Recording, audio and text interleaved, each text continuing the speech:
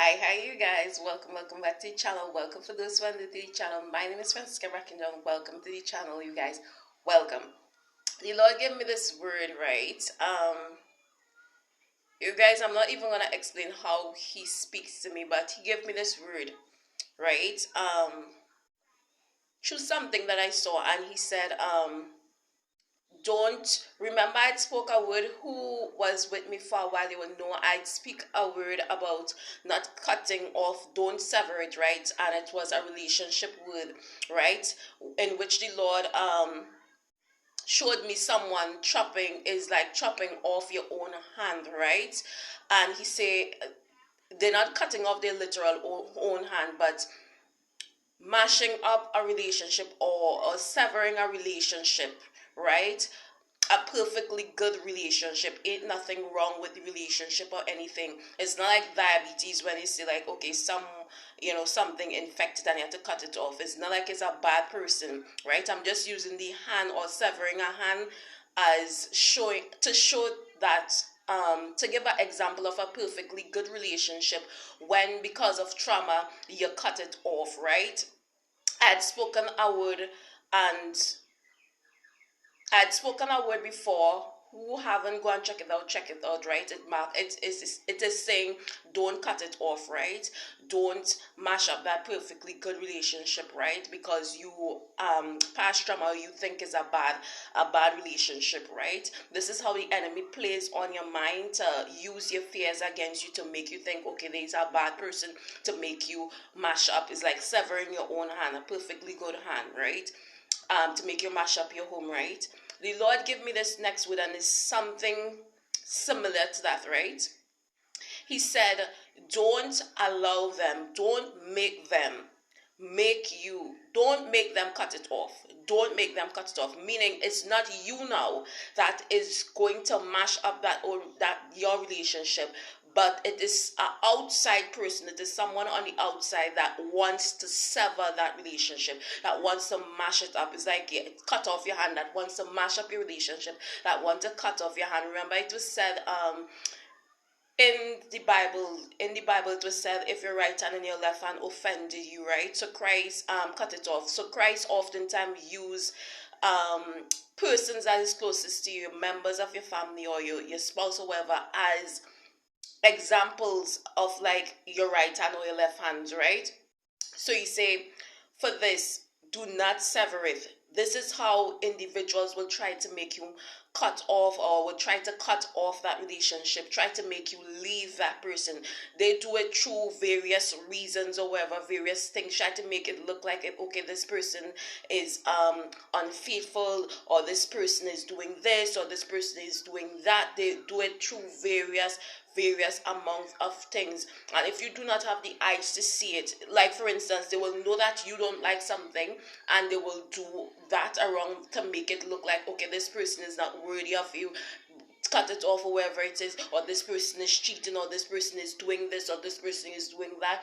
And that is to try to cut off that relationship, right? Try to make you leave that person. This is when someone on the outside, they are rebelling against the word of Abba, that say, whom he has put together, let none break asunder. And they are trying to mash up two individuals. So they will do it through different kind of means. Now, if you do not have the eyesight to see what persons are trying, you are going to walk away from it, give up, or whatever it is. You see what I'm saying? And you're going to leave.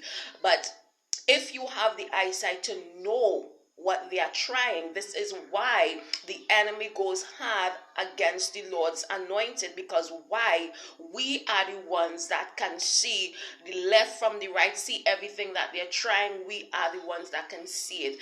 And he go hard at us because we are able to see it. And if we are able to see it, we are able to defend ourselves from it. We are able to defend ourselves from it. But to those of you all who cannot defend yourself, and who don't know that, okay, someone trying to mash up your relationship, and they're doing it through this way, or they're doing it through that way, listen, the enemy will learn things. Just like a lion that stalks its prey. The reason why the lion is looking at that prey, remember it was said that the enemy is like a lurking lion, right? Seeking whom he may devour. Meaning, he oftentimes stalks its prey. The reason why he's stalking its prey is to gain information as to how to defeat it.